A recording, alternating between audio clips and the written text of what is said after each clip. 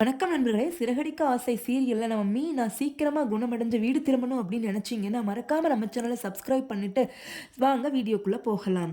இன்னைக்கு சிந்தாமணியோட ஆட்டம் ஆரம்பமாகுதுங்க. அதாவது அடுத்த வாரம் ஃபுல்லா இந்த ரேகா, சத்யா கதை தாங்க ஓடப்போகுது. ஆல்ரெடி நம்ம சீதா பார்த்தீங்கன்னா, ஹஸ்பண்ட் கூட சண்டை போட்டு அம்மா வீட்ல வந்து செட்டில் ஆயிருக்காங்க. அவங்க மனசு வருத்தத்தோட தான் இருக்காங்க. ஆனா சீதா பேசுறது எதுவுமே நம்ம ரேகாக்கு பிடிக்கிறதில்ல. ஏன்னா வீட்ல பார்த்தீங்கன்னா, ஒரே ரூம் தான் இருக்கு. அவங்களுடைய பிரைவசி போயிடுச்சு அப்படின்னு நினைக்கிறாங்க சீதா வந்ததுனால. அது மட்டும் இல்லைங்க. என்னதான் நம்ம காதலிச்சாலுமே ஆசை 60 நாள், மோகம் 30 நாளுங்கிற மாதிரிங்க, ரேகா இப்ப வேலைய தேட ஆரம்பிச்சுட்டாங்க. அவங்க வசதி வாய்ப்புகள் குறைவு. அத வந்து ஃபீல் பண்ண ஆரம்பிச்சுட்டாங்க. சத்யா மேல இருக்கிற காதல் அப்படியே இருந்தாலுமே, சத்யாக்காக அவங்களுடைய குடும்பத்தார்கள வந்து அனுசரிச்சு போகக்கூடிய அளவுக்கு மென்டலே ரேகா பார்த்தீங்கன்னா, நல்ல ஒரு மெச்சூரிட்டி கிடையாதுங்க. அப்ப அப்படி இருக்கும்போது, இந்த டைம நம்ம நல்லா யூஸ் பண்ணிக்கிட்டோம் அப்படின்னா, நம்ம ரேகாவ பிரிச்சு கூப்பிட்டு போயிரலாம் அப்படிங்கிறதுல சிந்தாமணி பயங்கர கில்லாடியா யோசிக்கிறாங்க. ஏன்னா மீனாவும் அங்க கிடையாது. அவங்களும் ஹாஸ்பிட்டல்ல இருக்காங்க. அவங்க குடும்பத்த பொறுப்பா பார்த்து கொண்டு போற ஒரே ஆள் அவங்க தான். அவங்க இல்லாத டைம்ல நம்ம என்ன கல்ல தூக்கி எறிஞ்சாலும், அத கரெக்ட்டான மாங்காய படிச்சு மடியில போட முடியும் அப்படிங்கிற மாதிரி, கரெக்ட்டான டைம்ல கல்ல எறிஞ்சு ரேகாவ அனுப்ப பார்க்குறாங்க. அதாவது ரேகா ரேகா, அப்பாக்கு கொஞ்சம் உடம்பு முடியலம்மா. வந்து ஒரு எட்டு பார்த்துட்டு போயிடுறியா? அப்படின்னு சொல்றாங்க. ரேகா தான் அப்பா பொண்ணாச்சுங்களே! உடனே கிளம்பி போயிடுறாங்க ரேகா. அங்க போய் பார்க்கும்போது தான் தெரியுது, அவருக்கு ஏதோ நெஞ்சுவலி அப்படிங்கிற மாதிரி நல்லா நடிக்கிறாருங்க. ரேகாவும், ஐயோ! அப்பாக்கு உடம்பு சரியில்லையே! அப்படின்னு சொல்லி ரொம்ப ஃபீல் பண்றாங்க. கொஞ்ச நாளைக்கு கடைசி காலத்துலயாவது என் கூட கொஞ்ச நாள் இரும்மா, மாப்பிள்ளையும் கூப்பிட்டு வாம்மா அப்படின்னு சொல்லும்போது, உடனடியா ரேகா எதையுமே யோசிக்காம, சரிப்பா நீங்க சொன்னா ஓகே தான். நான் உடனே சத்யாக்கு இன்ஃபார்ம் பண்ணிடுறேன் அப்படின்னு சொல்லிட்டு வந்து வீட்டுக்கு இன்ஃபார்ம் பண்ண போறாங்க. இனி சத்யா எடுக்க போற முடிவு தாங்க அடுத்த வாரம் ஃபுல்லா இருக்கு. அவரு கண்டிப்பா அவங்க அம்மா, அக்காங்கள விட்டுட்டு ரேகா பின்னாடி வந்துருவாரா? இல்ல எனக்கு கஷ்டப்பட்டு வளர்த்துன என்னோட அம்மாவும், என்னோட அக்காவும் முக்கியம். அவங்கள எந்த ஒரு நிலைமையிலயும் நான் விட்டுட்டு வரமாட்டேன். ஒரு பையனா எனக்கு பொறுப்புகள் ரொம்ப ஜாஸ்தி அப்படின்னு சொல்லிட்டு, சத்யா அவங்க வீட்லயே இருக்கும்போது, ரேகாக்கும் சத்யாக்கும் நடக்கக்கூடிய சண்டைகள், சச்சரவுகள், புரிதல்கள் இல்லாத நிகழ்வுகள், இது அத்தனையுமே தாங்க அடுத்த வாரம் ஃபுல்லா இருக்க போகுது. அது மட்டும் இல்லாம நம்ம மீனா உடைய மாமியார் விஜயா பார்த்தீங்கன்னா, ரொம்ப அனுசரணையா நம்ம மீனாவ வந்து பார்த்துக்கிறாங்க.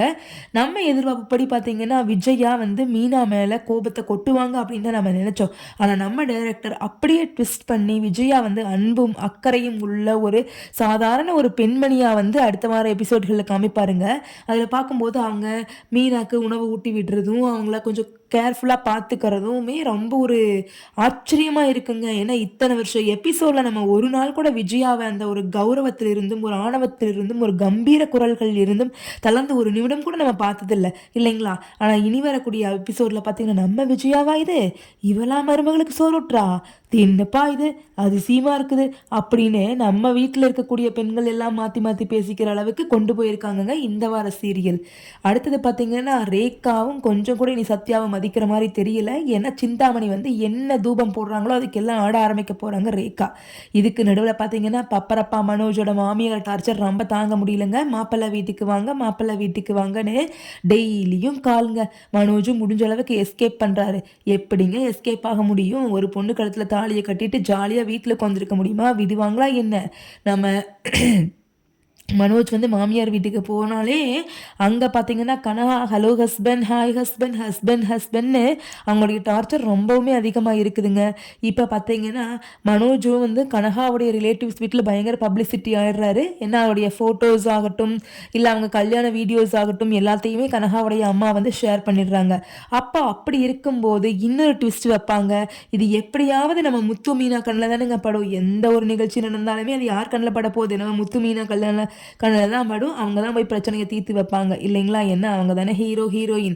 அதே மாதிரி நம்ம மனோஜுடைய கல்யாண வீடியோ பார்த்தீங்கன்னா அடுத்த வாரம் முத்துவோட கண்ணில் மாட்டுதுங்க. அந்த டைமில் தாங்க வெடிக்க போகுது வீட்டில். முத்து வந்து கேட்குறாரு, என்னடா இது, இந்த ஏதோ பொண்ணு கழுத்தில் தாலி கட்டுற மாதிரி வீடியோ வருது அப்படிங்கிறாங்க. அப்பவும் மனோஜ் என்ன சொல்கிறாரு, பப்பரப்பா வச்சுங்களே. பப்பரப்பா என்ன சொல்கிறாருன்னா, என்னடா என்ன சொல்ற? எனக்கு ஒன்றுமே புரியலையே. வீடியோவா? எப்பட்றா வந்துச்சு? எனக்கு எதுவுமே தெரியலையே அப்படின்னு சொல்கிறாருங்க. இந்த ஒரு டைலாகை வச்சே ஹோல் சீரியலைவே இவர் ஓட்டிட்டாருங்க. அது மட்டும் இல்லாமல் இனி வரக்கூடிய எபிசோட்களில் மேக்ஸிமம் இந்த ரேகா சத்யா கதைகளும், முத்து வந்து மீனாவுக்கு அவ்வளோ அவரோட அஃபெக்ஷனை காமிக்கிறதுக்கான நிகழ்வுகளும் வந்து ரொம்பவுமே அதிகமாக நடக்கும். நம்ம ஸ்ருதியும் ரவியும் கூட மீனாவை ரொம்ப கவனமாக பார்த்துக்கிறாங்க. ஸ்ருதி என்னதான் பணக்கார வீட்டு பொண்ணாக இருந்தாலுமே மீனா மேலே தன்னுடைய ஒரிஜினல் ஓன் சிஸ்டர் மாதிரி தான் அவங்கள வந்து நடத்துகிறாங்க. அப்போது ரொம்பவுமே கேர் பண்ணி பார்த்துக்குவாங்க. வாங்க நீ நெக்ஸ்ட் வீக் பார்க்கலாம். நம்ம சேனலை மறக்காமல் சப்ஸ்கிரைப் பண்ணிவிடுங்க.